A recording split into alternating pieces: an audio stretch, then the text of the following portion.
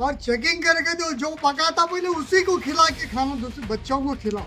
Home minister के क्षेत्र में ऐसा वाकया होना बोले तो ये बहुत ही सोचने की बात है। हाँ, कल का दिन मर गए में बच्चे तो क्या उनके बच्चे थोड़ी वहाँ पढ़ते वहाँ? आगे से आइंदा ऐसा होने न तो उसे भी स्कूल में होने मत दो। चितापुर तालुका दंडोटी विलेज में मौजूद minority Morarji Desai residential school में कल रात खाना खाने के बाद बच्चों की तबीयत फूड पॉइजनिंग की वजह से अचानक बिगड़ गई और स्टूडेंट्स की तादाद बढ़ते बढ़ते 60 के करीब बताई जा रही है। बच्चों की हालत गंभीर होने पर उन्हें इलाज के लिए चितापुर और गुलबर्गा गवर्नमेंट अस्पताल में भर्ती कराया गया, जहां उनका इलाज जारी है। इस वाकये की जानकारी मिलते ही जनता दल सेक्युलर के Gulbarga district minority president Rizwan Ahmed Gulbarga government hospital पहुंचे और स्टूडेंट्स से मुलाकात कर उनकी सेहत का जायजा लिया। रिजवान अहमद ने जब बच्चों के पेरेंट्स से बात की तो पता चला कि इमरजेंसी के दौरान एम्बुलेंस तक मौजूद नहीं थी। मजबूरी में पेरेंट्स ने बच्चों को ऑटो के जरिए गुलबर्गा गवर्नमेंट हॉस्पिटल पहुंचाया। पेरेंट्स का कहना है कि न्यू एकेडमिक ईयर 2026 से 27 की शुरुआत के बाद से स्कूल में खाने के साथ साथ दूसरी बुनियादी सहूलत भी ठीक तरह से फराहम नहीं कराई जा रही हैं। बच्चों ने पीने और नहाने के पानी के अलावा दीगर सहूलतों की भी शिकायत की थी। अब हॉस्पिटल का मंजर देखकर सभी पेरेंट्स खौफ में हैं और इतनी बड़ी लापरवाही के खिलाफ सख्त कार्रवाई की मांग कर रहे हैं। इस मौके पर रिजवान अहमद ने भी नाराजगी जाहिर करते हुए कहा कि minority Morarji Desai residential school में गरीब परिवारों के बच्चे पढ़ते हैं। ऐसे में बच्चों को बेहतर फैसिलिटी मिलना उनकी बुनियादी ज़रूरत है, लेकिन यहाँ न तो प्रॉपर सहूलत हैं और न ही इमरजेंसी के वक्त चितापुर में एम्बुलेंस जैसी ज़रूरी फैसिलिटी मौजूद थी। उन्होंने कहा कि एक साथ 60 के करीब बच्चों को हॉस्पिटल में तड़पते हुए देखकर पेरेंट्स के साथ साथ इलाके के लोग भी बच्चों की मदद के लिए भागदौड़ कर रहे हैं। रिजवान अहमद ने कहा कि कर्नाटक होम मिनिस्टर प्रियंक खड़गे चित्तापुर के विधायक भी हैं। ऐसे में उनके विधानसभा कॉन्स्टिट्यूएंसी में इस तरह की लापरवाही बेहद हैरान करने वाली है। उन्होंने प्रियंक खड़गे और एडमिनिस्ट्रेशन से मांग कर कहा इस पूरे मामले की तुरंत जांच कर दोषियों के खिलाफ सख्त कार्रवाई की जाए।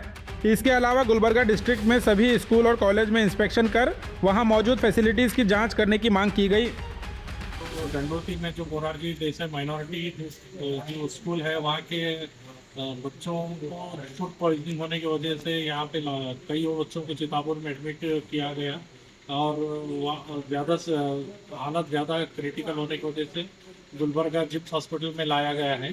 तो और लाया कैसा गया है, वहाँ पे एक भी एम्बुलेंस नहीं, बच्चों को टमटम ऑटो रिक्शा और कुछ पेरेंट जो है ना गाड़ियों पे लेकर आए हैं। तो ये बहुत ही शर्म की बात है और मैं हमारे डिस्ट्रिक्ट एडमिनिस्ट्रेशन से और ये हमारे होम मिनिस्टर प्रियंक खड़गे साहब का प्रियंक खड़गे साहब वहाँ से इलेक्ट हुए हैं, ये उनका तालुका है, ये उनका क्षेत्र है और उनके क्षेत्र में ही डंडोती आता है। होम मिनिस्टर के क्षेत्र में ऐसा वाकया होना बोले तो ये बहुत ही सोचने की बात है। तो मैं प्रियंक खड़गे साहब को और डिस्ट्रिक्ट एडमिनिस्ट्रेशन और तमाम लोगों को मैं ये रिक्वेस्ट करना चाहता हूँ कि जो भी वहाँ पे नेग्लिजेंसी हुई है, जो भी वहाँ पे प्रॉब्लम हुई है, उसका इमीडिएटली एक्शन लेके जो भी है उनको डिसमिस किया जाए और सारे रेसिडेंशियल स्कूल्स में जो भी माइनॉरिटी जो भी गवर्नमेंट हो या नॉन गवर्नमेंट हो या प्राइवेट भी हो, उनकी जो है ना सडनली इंस्पेक्शन किया जाए। हॉस्टल में पढ़ने से पहले जो मैं छुट्टियों से पहले जब मेरे बच्चों को लेके गया मैं हॉस्टल से, लेके जाने के बाद गर्म पानी था वहाँ पे और चार्जिंग के लाइटां थे और फैना थे और सीसी कैमरेज थे और सभी थे।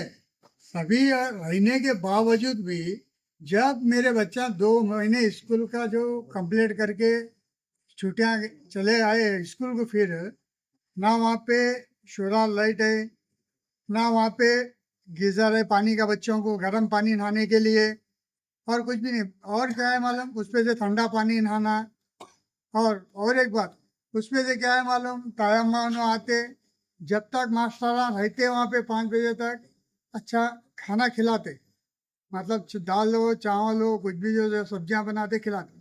जब मास्टर चले जाने के बाद यहाँ हैदराबाद खाओ, पूरी एकदम पतली दाल बनाते खिलाने के बाद आज के डेट में इतना सब ये हो गया। आज मेरी एक बच्ची है बोल के मैं लोकल वाला हूँ, मैं लोकल वाला हूँ, मैं आ गई। अब मेरे साथ बच्ची के 2 फ्रेंड है, उनके साथ में आना, उनके माँ बाप बोले जवर्गी के आगे बोले वो नाइट में कैसा आना उन्होंने ना वहाँ पे एक लेडीज के पास एक लेडीज मैडम रहती, और यहाँ पे जेंट्स के पास एक जेंट्स गार्ड रहता। दो जने रहते। दो जने रहने के बाद अब इतना हो गया, ये हो गया होने के बाद हॉस्पिटल तक ऑटो से लेकर ऑटो से बच्चा को ऑटो से लेकर मालूम। हाँ?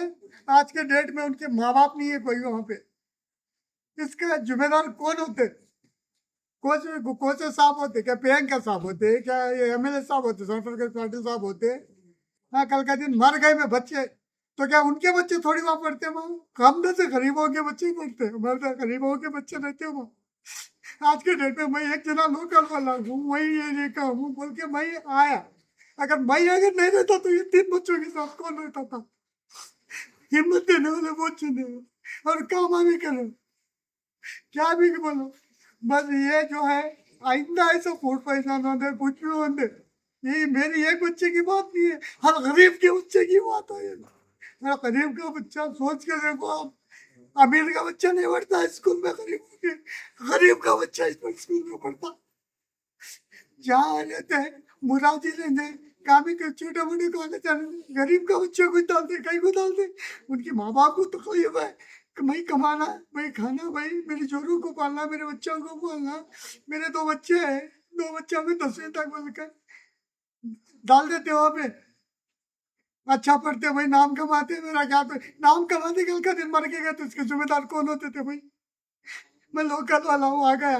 और 2 बच्चे के माँ बाप नहीं है यहाँ पे, एक साल है खाली यहाँ पे, वो भी वहाँ बेचारे एक जना है, बड़ो के आदमी हो। इसके जिम्मेदार कौन होते? क्या नहीं, देखो आप ही जो करना है आप ही करो। हम पब्लिक से बोल रहा हूँ, ना वो पार्टी वाले से बोल रहा, ना ये पार्टी वाले से एक इंसानियत के नाते जो करना है करो। और आगे से आइंदा ऐसा होने न को तो कोई भी स्कूल में होने मत दो, प्राइवेट रहने या गवर्नमेंट रहने। ये सॉल्यूशन है नहीं, आप कैसा भी करके सॉल्व करो। कौन से भी स्कूल में ये आदमी बोल रहा है, आज मेरी बेटी वहाँ पर ट्रिबल को आप बात नहीं कर रहा, हर गरीब की माँ बाप के बच्चों की तरफ से बोल रहा हूँ मैं। देखो मेहरबानी करके आइंदा कौन से भी कॉलेज होंगे या तुम्हारे स्कूल होंगे, ये जो खाने के बारे में जो है ना, बहुत इंतजाम से दो उनको खाना, और चेकिंग करके दो, जो पकाता पहले उसी को खिला के खाना दूसरे बच्चों को खिलाओ। ये मेहरबानी कर, तो मैं आपसे बोलने का यही बात।